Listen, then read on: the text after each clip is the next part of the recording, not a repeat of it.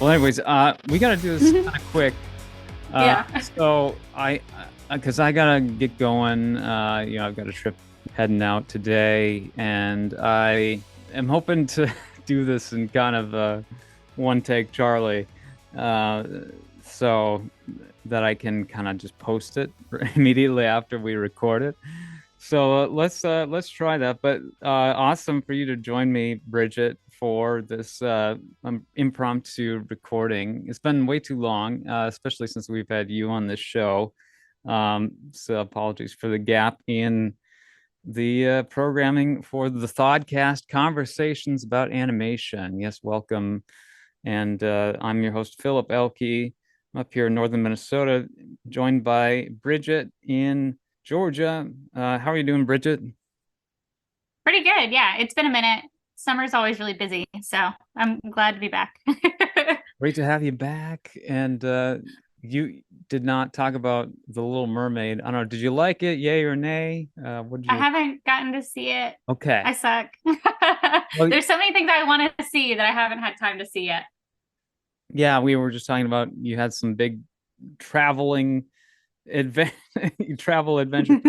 So particularly like a 27. I mean, that seems like it would take, a good chunk out of your month just completing a 27-hour road trip in one Yeah. way, right? Yeah. Yeah. Yeah. No, it was 27 hours there. We were there for like 2.5 days and then 27 hours back, which we did stop in Texas and slept and stuff and then kept going. So yeah, it was a whole trip. And then I also had MomoCon before that, and then my son's birthday party after that. So it's just been like bam, bam, bam. There was a small town where you were visiting. Did they have a movie theater? I don't know. I don't know that they did. I was chock full of events when we got there, so Yeah. I didn't even get. We had no time to do anything fun outside of baby showers. That's great. Well, I grew up in a really small town. It's like 1,500 people, but we did have a single screen movie theater. So we were set and not too far from, I guess, a larger town that had all the wide, major releases, and thus began my cinephile career. Today, we're gonna dive into the deep end here. Let's see. I'm reading my Disney 23 publication with the entire spread on the movie Elemental from Pixar, released by Walt Disney Pictures. Yeah, brand new animated film from the prestigious animation studio based in Emeryville, California. And Bridget, what did you think of Elemental? Oh, I just thought it was such a cute movie, and it was like it is Pixar. It was very kind of like formulaic in Hmm. their films, but I feel like all their movies are just always like they hit you right in the heart, and but they're so cute and they're heartwarming, and the kids loved it. So yeah, I was just taken aback. I was like, oh, this is such a cute movie. And like 9 times out of 10, I take the kids to see movies, and half the time they're not that great. Depending, not Pixar. Pixar is always great, but sometimes they just kind of like give into what kids find funny. And I'm glad they didn't do this because my kids thought the movie was very funny. Like my daughter even said she teared up a few times, and I'm like, oh, that's just Pixar for you. It was such a cute movie.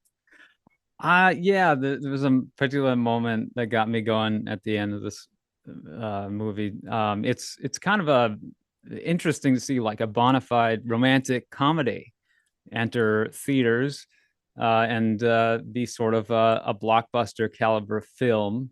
There's a whole lot to kind of unpack about the current cinematic landscape with how a lot of movies aren't particularly performing great according to the studio's hopes and wishes, but there are others that are doing okay. But overall, the summer, I don't know, at the box office has looked surprisingly or uncharacteristically bleak.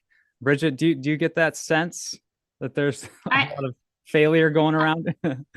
I think so. And I'm like, I'm not sure if it's like marketing or just like people being wary of like, because I looked at reviews, and of course people were like, oh, is Elemental woke?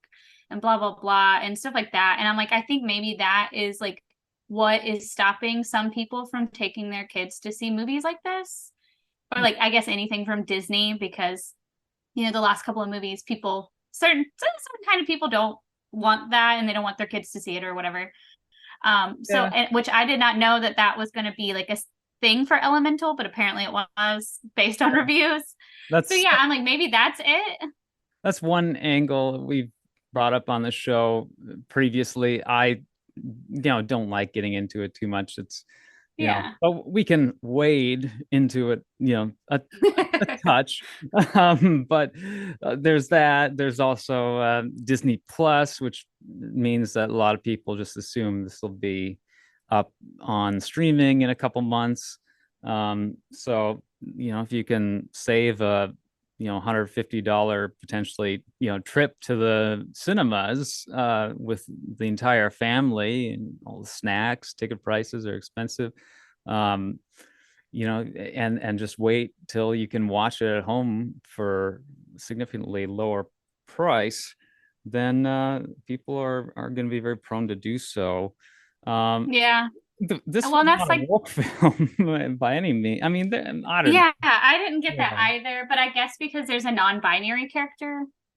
But Okay. I honestly, that was like such a quick moment that it didn't even register to me that, but I guess some people aren't into that. I don't know.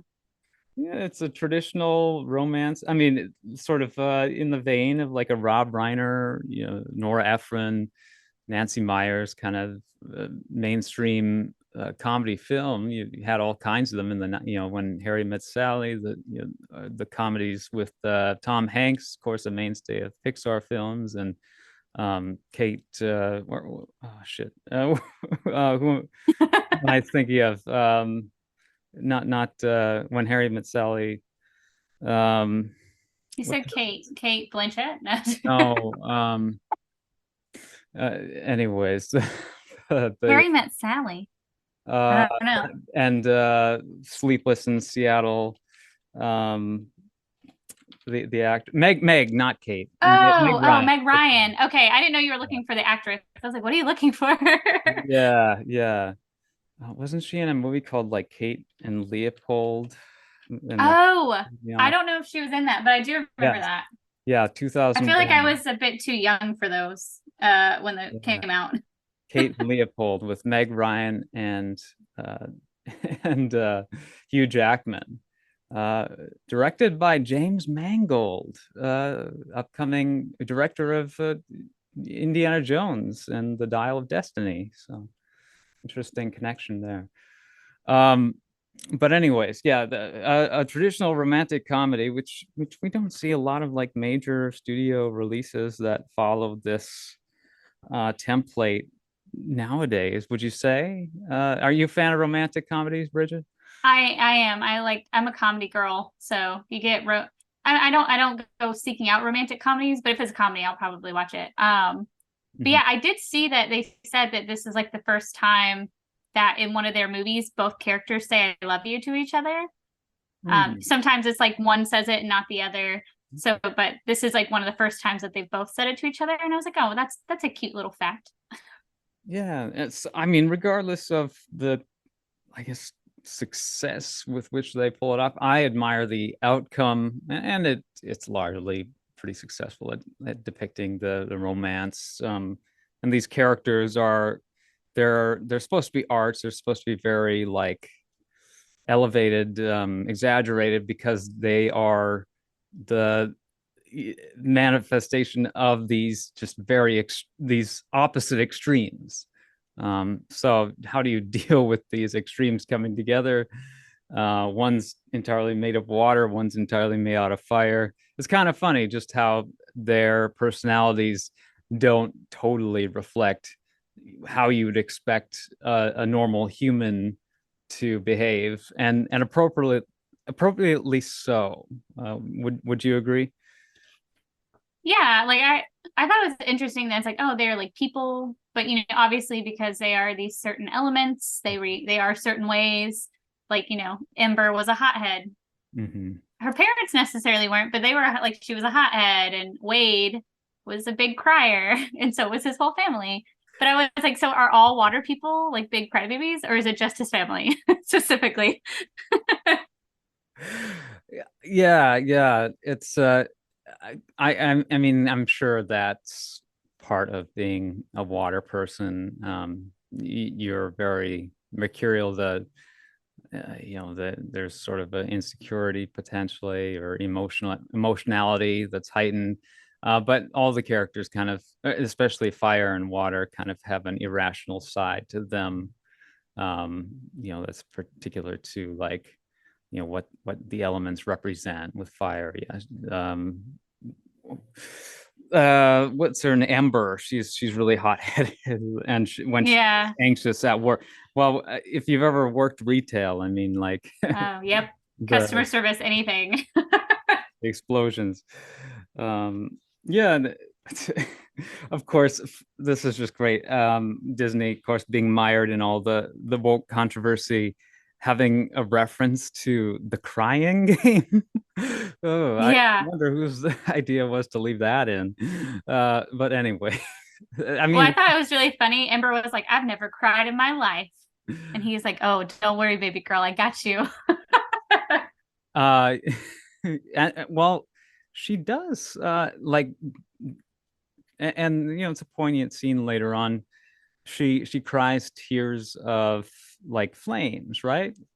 um Yeah, it kind of like drops when she's at, yeah, because they do the crying game and it like drops. And when it hits the water, it becomes like a little like rock almost, which I thought was interesting. yeah, Ember, you know she, her insecurity is like letting her family down. She's supposed to inherit her father's business, but things keep going wrong, and partially she blames herself, her sort of lack of engagement with her work. And isn't that kind of what her main source of conflict is here, that kind of leads her to, and then her dad's kind of sick, so there's a question of, like, whether he'll even, like, make it to the end of the film. So yeah, the idea of being like a disappointment or a letdown for her is very palpable. And of course, it's an immigrant story. The fire people are a community of immigrants coming to this city that was founded by the water civilization. So it's wrapped up in that whole dynamic as well. But that's correct, Bridget, right? That she's like Mm-hmm. the emotional heartbreak that she's feeling. Yeah, it stems from, like, her dad and her parents.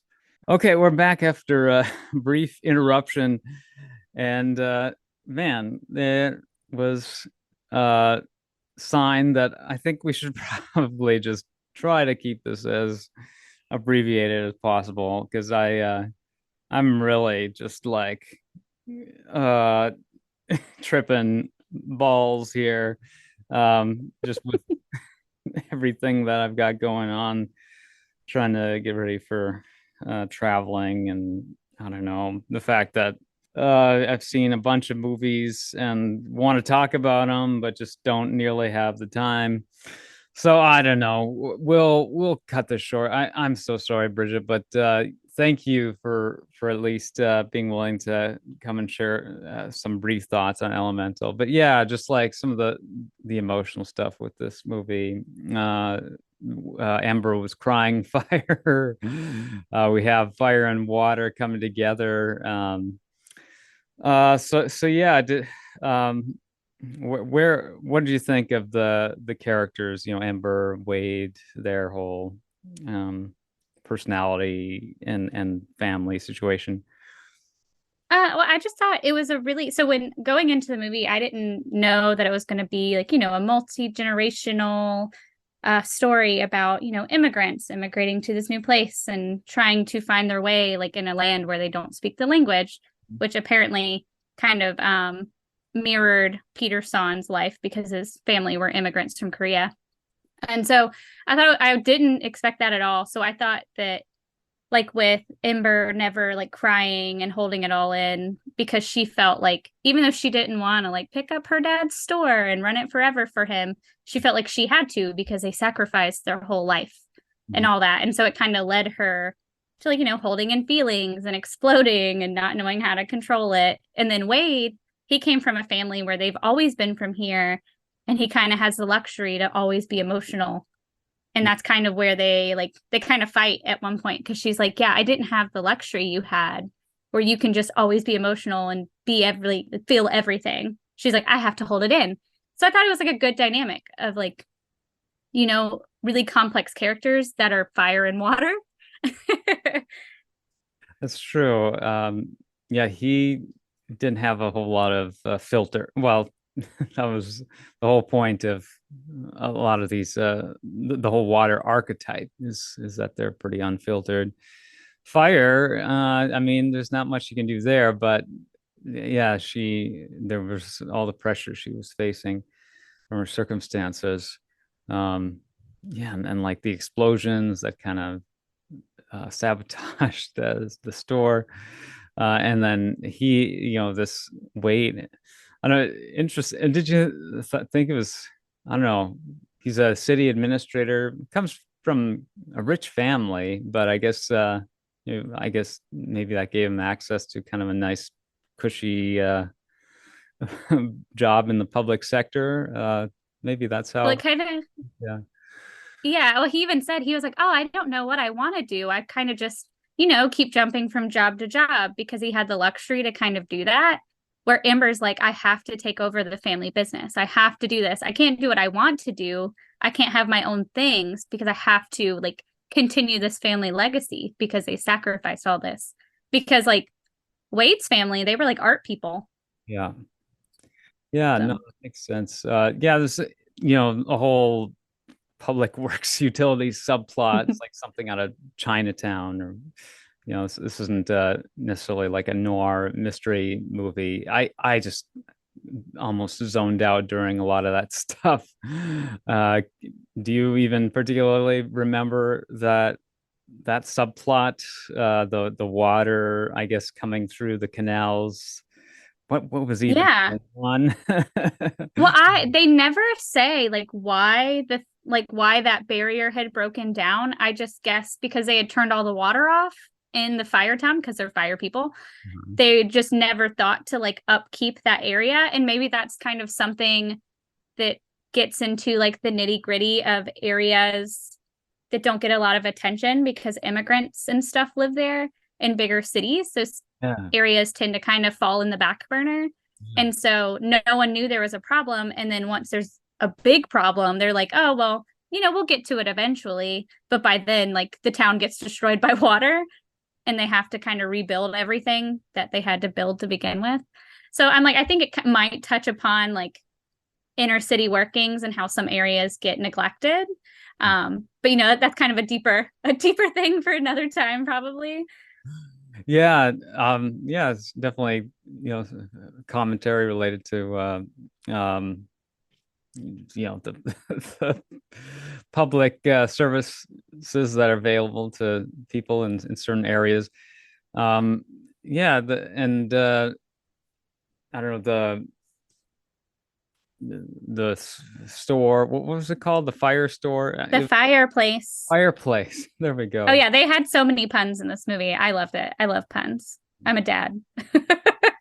Ember is capable of, she has a particular skill that gets discovered once she meets Wade's family, who are artists, and she can mold glass basically. She even turns sand into glass in order to fix the canal at one point. So I guess that gives her a certain renewed purpose in life. So that was neat, kind of a Pixar theme of like pursuing your dreams, your passions. You see that a lot in Pixar films, Disney films, things like that. Well, And I thought it was cute though because it was like it's one of those things that it's not very spectacular where she's from because fire people can kind of like, fix glass and stuff, but then she goes to this area where people can't do that and they're like, oh, this is amazing, and she can do it artistically, and that kind of like she's like, oh, you know what, I realized I don't want to run a shop, maybe I do want to be a glass artist. Yeah, so that gets resolved nicely. I mean, there are lots of, it's a burgeoning community of fire people with plenty of interested parties capable of taking over the shop from Ember's father. So, she's able to, let the community kind of pick up the slack where she decides to go off and do her own thing. So a good resolution for her and the support that she gets, from her community.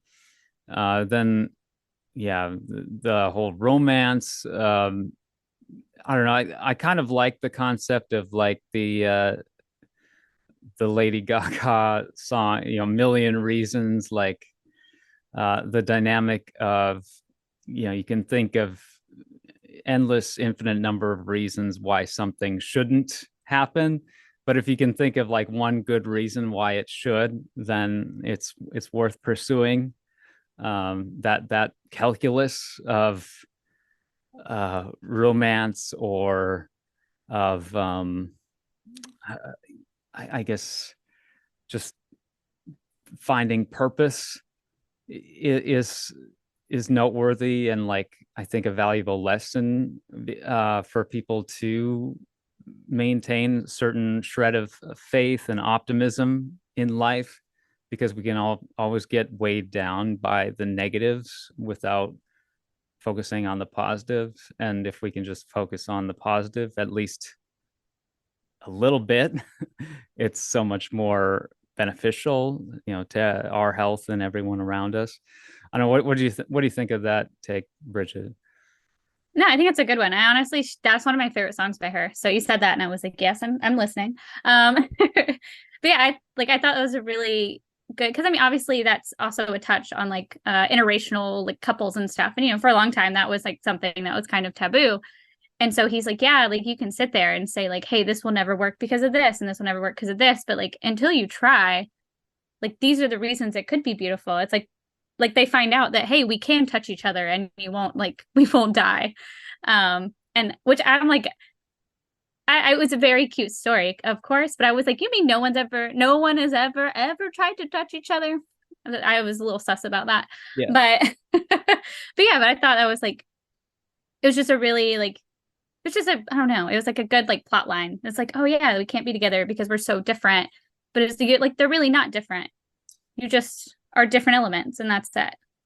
Yeah, a few like kind of distracting plot hole, head scratcher, CinemaSin style dings, like what, no white water person and fire person have ever tried this before, or you know if while Ember's visiting Wade's family in their pool, if she just happens to fall off this little cushion she's floating on, is she just Dunzo?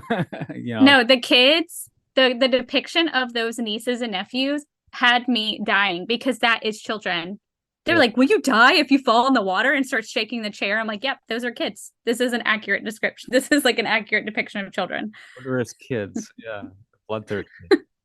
And we actually do see, though, an example of like what happens when an elemental experiences a life-threatening circumstance, like a full-on encounter with death, so to speak. So I guess spoiler alert for the end.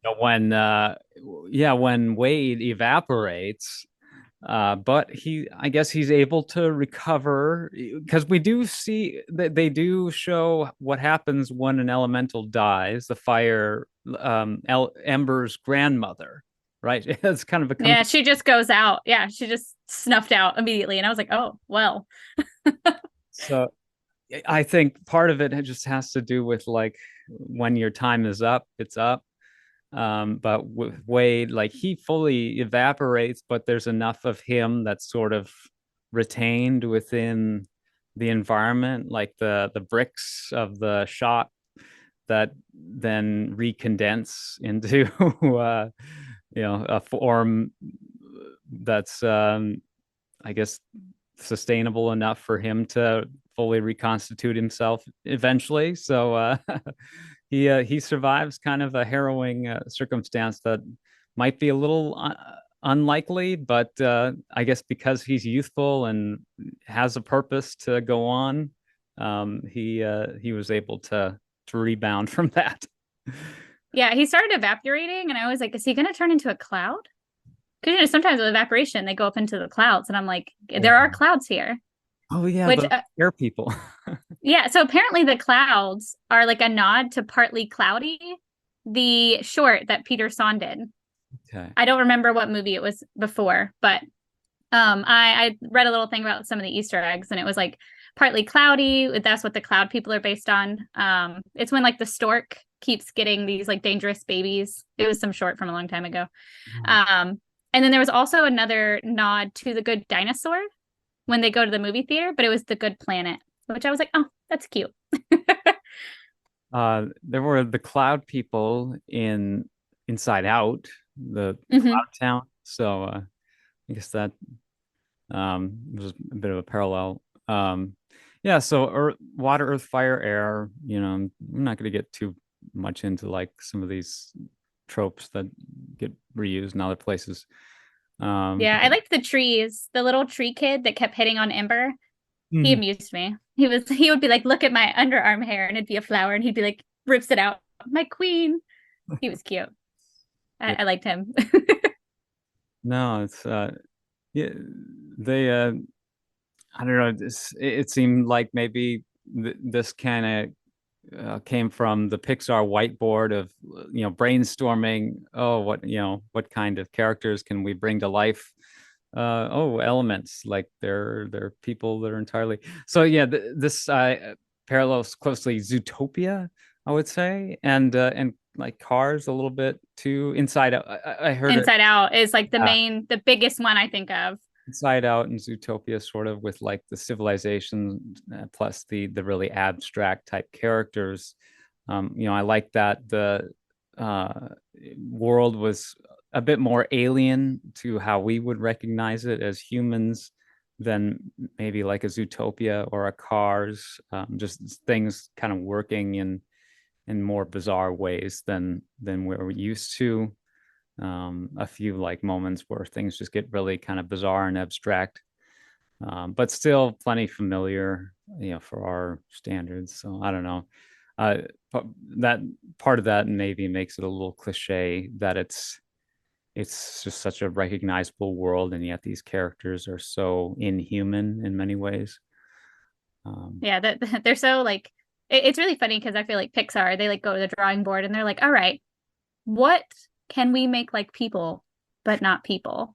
And because like, Ember and Wade, like they feel like people, but they like, Ember's head explodes occasionally and Wade cries into a puddle. I mean, he literally gets sucked in through a broken pipe Yeah, after her head explodes. So if a person cried that much in real life, like there'd be some major problems. Or conversely, if someone lost their temper at work, the amount of times that she did, that person wouldn't have their job for very long. well, she very much reminded me of Anger because Anger, his head kind of gets on fire when he gets mad and Inside Out, and I was like, this is very reminiscent to me.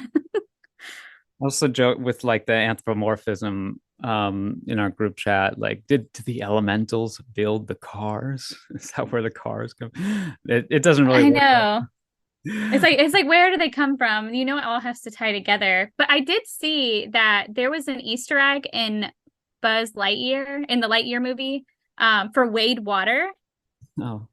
And then when they do his flashback when he gets sucked into the sponge, there was like a little Easter egg for the next movie that I actually hadn't heard of yet, Elio. It's like a space movie. Yeah, little Easter egg.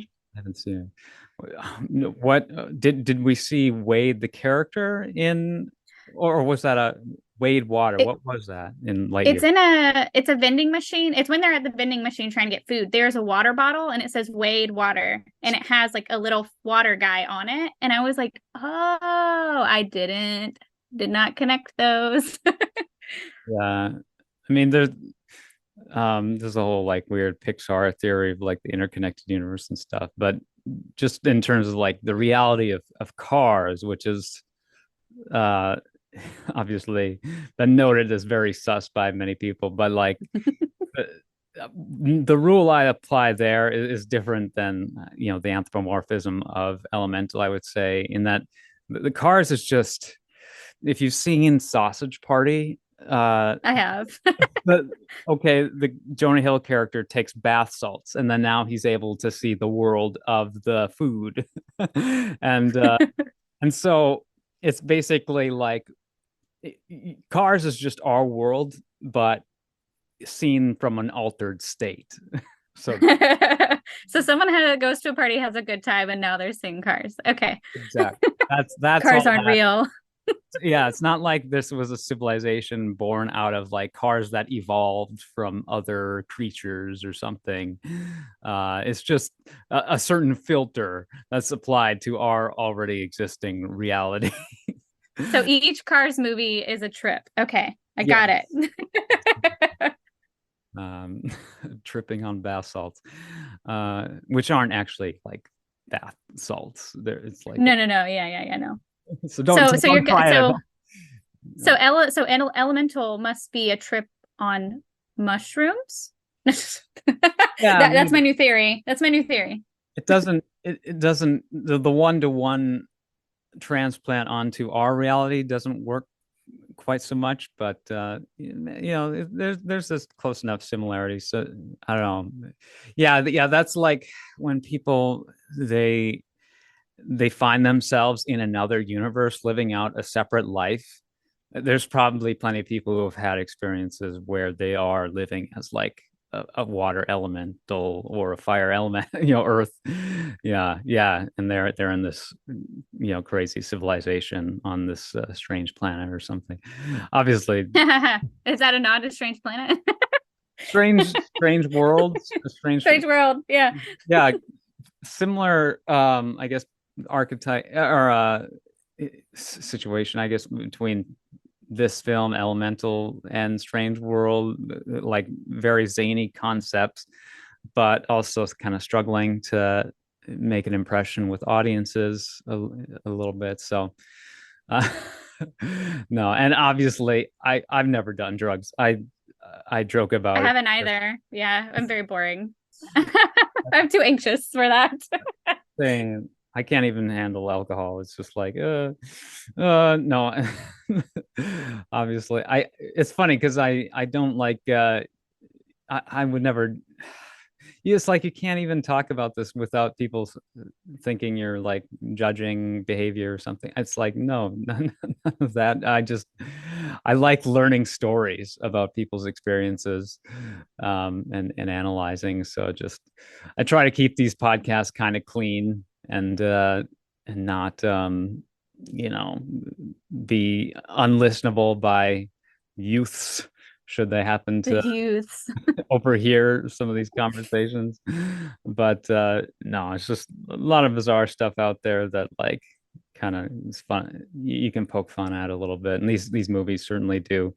But And overall, we're talking about talking elements here. So yeah, it's just a fun little romp for kids, with some insight into how humans are, and that's kind of how these creators intended them to be. Peter Stone, director of Good Dinosaur, we mentioned, and trying to kind of get into some of the elemental aspects of our reality, in healthy ways that don't involve imbibing. so you can see cars. Yeah. Um, well, anyways, everyone, you know, have a very responsible summer and A responsible 4th of July, no cars. 4th of July, exactly. But yeah, this was fun, Bridget. So a bunch of other movies have come out, like the Flash and Spider-Verse and stuff, and it'd be fun to eventually have a chat about like the whole multiverse situation that we're finding ourselves in, but no time for that right now. Uh, I um, know I haven't got to see it yet. That's my next yeah, one. I thought Elemental would be more my son's vibe because yeah, I think he loves Spider-Man. He loves Spider-Man, but I don't think he's quite old enough to kind of grasp what's happening in yeah. a way. You kind of just have to vibe out to those films as well. They are just so busy with um, references and imagery, iconography from comics and various other media. So it's a fun time, but the stories are very well written. Those Spider-Verse movies, the animated films. So apparently it took a very arduous number of months to complete, the Spider-Verse films, especially. And it sounds like the next one's going to be kind of delayed as a result, unfortunately. Yeah, I was going to ask you if you've seen that because I saw something earlier that said that like July 2026 now instead of 2024. Wow, 2026. That's Yeah, I saw something earlier. I didn't have time to like look into the authenticity of that, but I did see that they were saying because of stuff that's happened, it might be pushed back to July 2026. I've maybe heard that. I just had zoned out when they actually mentioned a specific date, but like I would think, they a movie that presumably, would have had major progress up to now, considering Across the Spider-Verse is sort of the first in a two-part film that they would have been kind of working on both simultaneously. And so like the optimistic 2024 release date was a part of just the assumption that these would be kind of co-production, simultaneous productions that would not necessitate a delay of more than an additional year. Because yeah, like 2024, that's an ambitious release date for the third of the Spider-Verse trilogy. Um, but if considering the production struggles to try to meet that date, why would they push it off another 2 years? That just seems. Yeah, I'll have to find it. I'll send it to you. Um, Yeah. but yeah, it said that I guess it was like December 2024 is what they ideally wanted to do for the next one. But because of like production and some other issues, it's going to be pushed back to December 2026. And then they kind of added in a fun little tag for the video game that's coming out in between now and then. So they were like, if you need some Spider-Man in your life. Yeah, no, that I mean it's totally understandable because it was like 5 years between the first Spider-Verse and this one. So a single year between the two of them, the next two. Yeah, it's just crazy to think that um that release schedule would be the way it is. Yeah, I think Ah, maybe well, they were just being ambitious in what they 2020, wanted. yeah, 2026 will be here before we know it.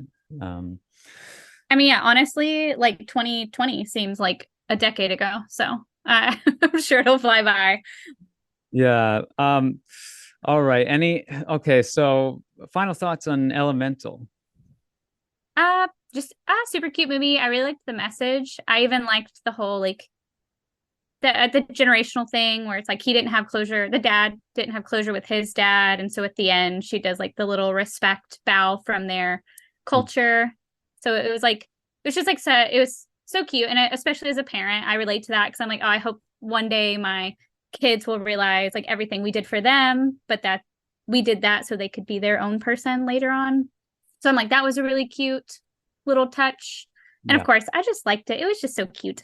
I was very pleased. Yeah, that was the moment that got me, the bowing. And yeah, overall, maybe not the most revolutionary Pixar film, but a worthwhile film. So definitely recommend checking it out. Peter Sohn, I feel bad if his kind of name gets associated with some of the lesser films of the Pixar canon, because I don't think he, as a creator himself, is deserving of that distinction. I mean, we talked about Good Dinosaur on here. I think we both are very fond of that film. So check that out if you haven't seen it. Give it a revisit. But yeah, We did.